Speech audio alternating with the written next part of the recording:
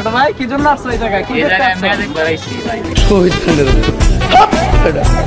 আজকে আবার আমি চলে আসছি সেশনবাড়ি আর দেখবো তাদের আজকে বেচাকেনি কিরকম হইতেছে। আজকে কিন্তু শুক্রবার, প্রচন্ড মানুষজন আসছে। এখন আমি সেই ভাইয়ের কাছে জিজ্ঞাসা করবো যে আজকে কিরকম বেচাকেনি হচ্ছে। তো যাওয়া যাক। ভাই কি খবর? এই তো আলহামদুলিল্লাহ ভালো ভাই। ভালো। তো আজকে বেচাকেনি কিরকম হইতেছে? আলহামদুলিল্লাহ। তাতে আইডিয়া কত টাকা বিক্রি করছেন? 15 প্লাস। 15,000 প্লাস। শুক্রবারে কি বেচাকেনি ভালো হয়? হ্যাঁ, সব থেকে মানুষজন আসে শুক্রবারে, না? শুক্রবারে বেশি।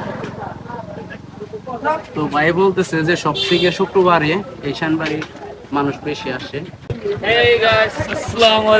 তো হঠাৎ করে এক ছোট ভাইয়ের সাথে দেখা হয়ে গেল এই জায়গায় ভিডিও করার সময়। তারাও কিন্তু টাঙ্গাইল থেকে শানবাড়ি দেখতে চলে আসছে।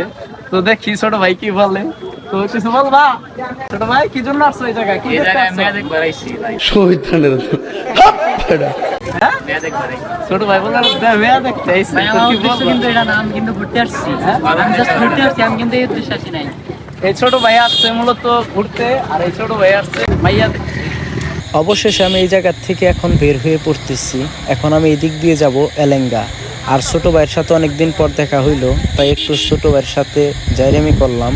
ছোট ভাইকে বললাম যে তুমি এই জায়গায় কি জন্য আসছো। ছোট ভাই আমাকে মজা করে বলল যে আমি এই জায়গায় মাইয়া দেখতে আসছি। আর এই শানবাড়ি আমি যতই আসি ঠিক ততই আসতে মন চায়। এই 2-3 দিনে প্রায় আমি প্রতিদিনই এই শানবাড়িতে আসছি।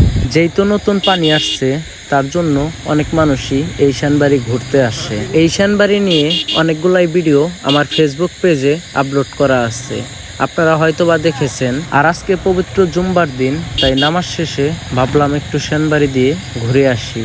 ও মা, আইসা দেখি এত মানুষ। আপনারা দেখতেই পারতেছেন কি পরিমাণ মানুষ এই শানবাড়ি রাস্তা দিয়ে দাঁড়িয়ে আছে।